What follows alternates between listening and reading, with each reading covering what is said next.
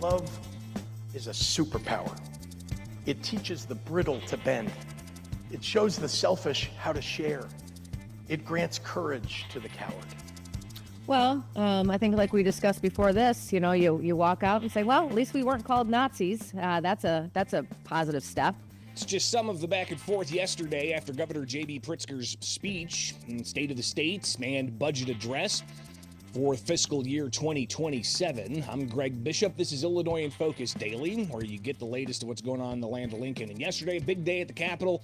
Our team was on the ground covering the governor's 8th budget address. And of course, this is an election year where he is heading into the 2026 November election, the potential of facing different candidates. One could be a rematch with Darren Bailey, or it could be Ted Dabrowski, Jim Mendrick, or Rick Heidner. Of course, that March 17th primary coming up just around the corner. But before all of that, you've got the legislature in session, and they're moving forward with all kinds of things. You got the budget that's going to be top of mind, and the governor delivering what he wants to see happen. If you go to thecentersquare.com, you'll be able to find Jim Talamonte's latest on this story, and that is the governor's looking to spend $54.8 billion. That is actually down from $55.2 billion for the current fiscal year. So Governor Pritzker proposing that budget smaller than the current state spending plan, looks to spend $54.8 billion in general revenue funds. That's down from $55.2 billion. The governor launched into criticism of President Donald Trump. We'll hear a little bit about that. But he also laid out some new things he's hoping to do. The governor announced the Build Up Illinois Developments, or BUILD plan, a new initiative, he said, would lower housing costs by making it easier, faster, and more effective to build homes.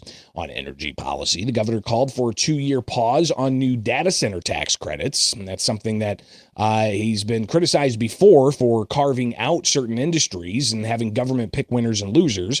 The governor also urged the Illinois House to pass HB 3799, a measure that would allow State Department of Insurance to object to material premium increases for homeowner insurance companies.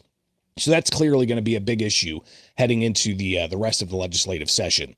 On education, the governor, he talked about taxation and having a social media tax, looking to generate $200 million a year to support K-12 education. He said parents and kids deserve to have better funded schools. If social media giants are going to feed off Illinois families, they ought to support Illinois families. So those are just some of the initiatives that the governor laid out in his budget address and his State of the State yesterday. But let's go ahead and hear some more of what the governor had to say. He obviously took time in his address to criticize President Donald Trump and the ongoing efforts that Trump has to shore up federal tax dollars. $8.4 billion. $8.4 billion. That is how much the Trump administration has cost the people of Illinois. Alongside many other states, Illinois is fighting more than 50 cases in court where the federal government is illegally confiscating money that has already been promised and appropriated by the Congress to the people of Illinois. These are not handouts.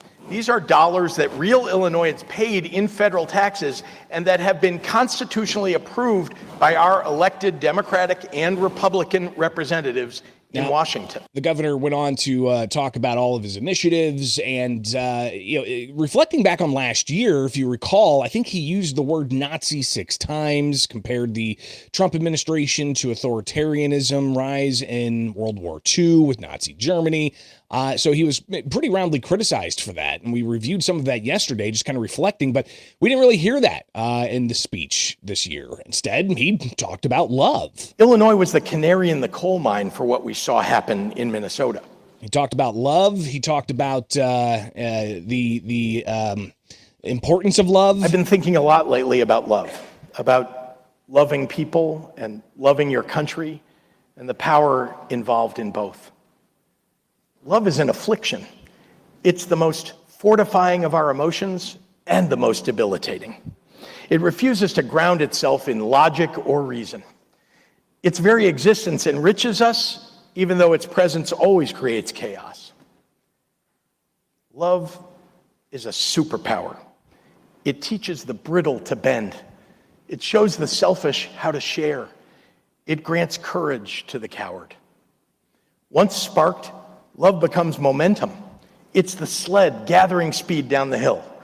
It's the drop of water as it tips over the falls. It's glitter out of a bottle. The bravest thing any of us will ever do in this life is to love without promise of reciprocation. Because love's ferocity does not dim with rejection. Try to banish love to a shadow, and it will only reach harder for the sun. Now, while the governor talked about love there for a good 60 plus seconds, he still took time to criticize the Trump administration. Illinois was the canary in the coal mine for what we saw happen in Minnesota. It's a playbook as old as the game. Overwhelm communities, provoke fear, suggest that those tasked with enforcing the law are also above it, and drip authoritarianism bit by bit into our veins in the hopes that we won't notice we're being poisoned by it. The problem for Donald Trump and Stephen Miller was that Illinoisans did notice. Last year was not the first time a president has tried to subdue the Illinois population with hired thugs. The governor obviously going on with more anecdotes. He had to try to compare Trump to an authoritarian, but again, didn't have the word Nazi pop up in his speech. House Minority Leader Tony McCombie, she addressed members of the media after the speech. Governor Pritzker, he had a budget address all about blame. For Illinois families, that means zero accountability, zero ownership for the fiscal mess that they are living in. And she also reflected on the lack of the term Nazi being in his speech, and also questioning the whole portion there about love. Well, I think like we discussed before this, you walk out and say, well, at least we weren't called Nazis. That's a positive step. The love stuff was interesting and weird. And I mean, just the whole thing about the speech was about his run for president. Now, it's being speculated for years now that Pritzker's aiming for a White House bid. I mean, back in 2024, he was a possible VP contender for Kamala Harris's campaign. So is the governor running for president? Of course, the next election is not until 2028. He says that he's looking for a third term for governor, and that he intends to serve governor. But when trying to press him on, is he going to serve all 4 terms of that if he gets it? He just says he wants to do what's best for Illinois.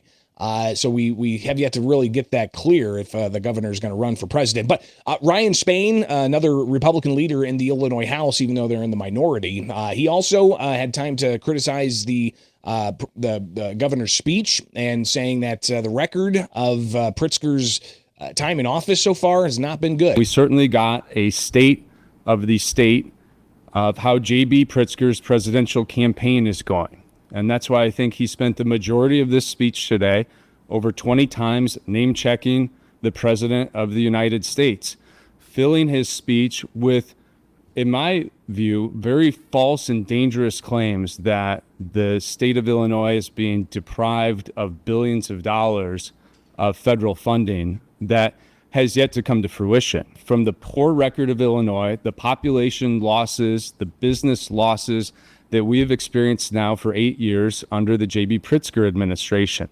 That's not Donald Trump's fault. That's the governor's fault that our state continues to lag behind the economic performance that it should. Now, we look at that economic performance, and I mean, you kind of just historically go back and you'll see that it took Illinois more than a decade to bounce back from the Great Recession. Illinois lagged the rest of the country for unemployment rate, lagged the rest of the country for getting more jobs back in the recession. And then COVID hits, and Illinois lagged the rest of the country on reopening, lagged the rest of the country on rebounding jobs, and so on. You look at the population trends. We had a decade of decline. We've lost population. We don't have population back to where it was before the pandemic, even though we've seen more international migrants into Illinois than domestic migration out of Illinois. But that's starting to slow down, and the projections are that Illinois will lose another seat in Congress, if not 2, for the next decennial census. And that diminishes Illinois' power. Why are people moving out of the state? Well, Republican gubernatorial candidate, one of 4 that's going to be on the March 17th primary ballot. Ted Dabrowski, he was at the Capitol yesterday to react to Governor Pritzker's speech. In terms of jobs, we have created almost zero jobs. When you look at the rest of the country, they're creating a tremendous amount of jobs. You've got Texas with almost 1.5 million new jobs.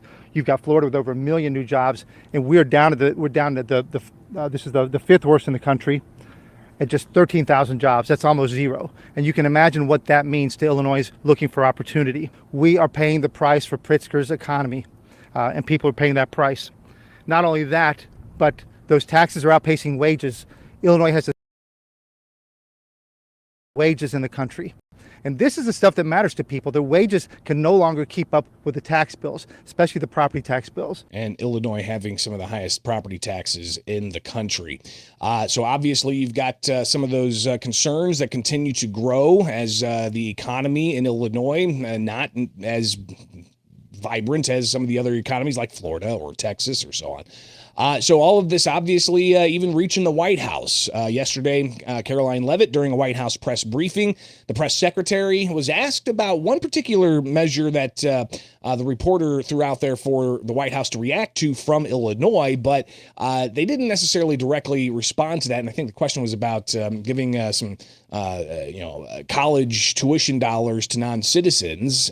But Caroline Leavitt instead just focused in on Pritzker's handling of the state of Illinois. The president certainly thinks that Governor Pritzker is not doing a very good job of managing his state, as evidenced by not only the waste, fraud, and abuse, but also the crime in the city of Chicago that unfortunately Governor Pritzker has refused to pick up the phone and call the White House and ask for help on, which is something his residents want him to do, but he refuses to do for political reasons. So now we go full speed ahead with the Illinois legislature. They've got a May 31st deadline to enact a new budget and pass any other policy initiatives they want to pass, like, for instance, a social media tax. What's that going to mean for you and your use of that? What about the other line items that might increase and others decreasing? We've got a lot to pour through as legislators get to work on crafting that budget and how they're going to spend your tax dollars here in the land of Lincoln. It is Illinois in Focus Daily. I'm Greg Bishop. Thanks for being with us each and every weekday morning. Like, subscribe, hit that notification bell, and don't forget, be back here for the Center Square Daily, new national show we have developed for you so you can stay plugged into how states are impacting taxpayers all across the country. All right, it's only here with the Center Square.